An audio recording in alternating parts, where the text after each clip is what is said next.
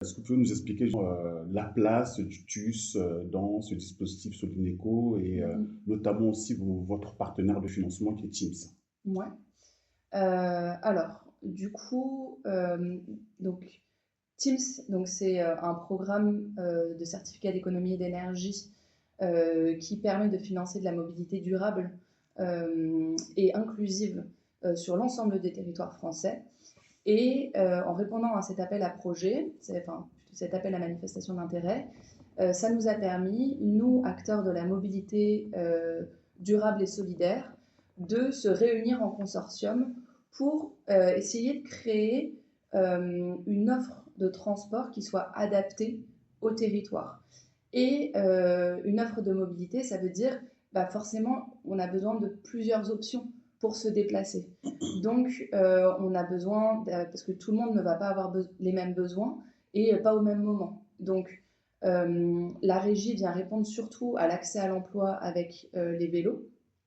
Le covoiturage, c'est plutôt à destination de toutes les personnes qui ont besoin de se rendre au travail, qui vont se rendre dans les entreprises, ce genre de besoins.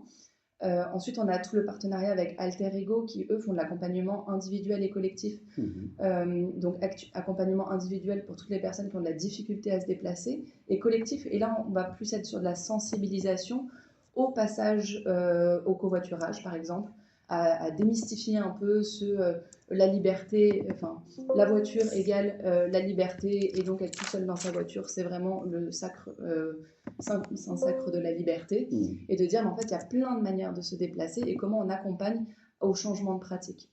Et donc, le TUS est une de ces options pour les personnes qui ont de la difficulté à se déplacer et qui n'ont pas beaucoup d'argent, hein, parce que tout ça, c'est des tarifs. Enfin, le covoiturage, c'est gratuit. Le VAE, c'est 5 € la semaine. Nous, c'est 32 centimes du kilomètre. Et les accompagnements d'Alter Ego, c'est gratuit. Donc, tous ces services-là, ils sont proposés en priorité à des personnes qui sont dans le besoin. Mais techniquement, on s'ouvre à tout le monde. D'accord, ok, c'est super. Oui, j'ai vu dans le prospectus, il y a indiqué justement un petit peu des profils si vous bénéficiez d'une aide suivante: CMU, RSA, allocation demandeur d'asile, allocation de solidarité spécifique, allocation temporaire d'attente, assurance veuvage, allocation de solidarité aux personnes âgées, allocation supplémentaire d'invalidité, allocation adulte handicapé. Ou vous résidez dans une commune rurale de moins de 12 000 habitants. C'est bien ça? C'est ça, ouais. D'accord. Pour les critères d'évaluation, enfin les critères pour bénéficier du transport,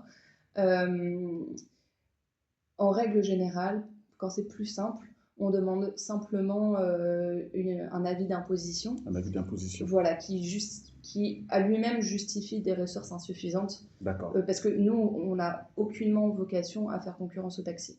D'accord. Les taxis, ils sont là, ils sont utiles, on a besoin d'eux.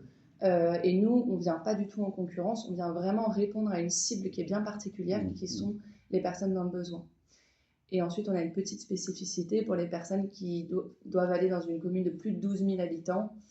Il y a des petites spécificités qui sont liées au décret où il faut prouver qu'on n'a pas suffisamment de revenus pour accéder à ces dispositifs. Pour accéder à une adresse plus de 12 000 habitants. Donc à Libourne, en fait. En réalité, c'est ça que ça veut dire.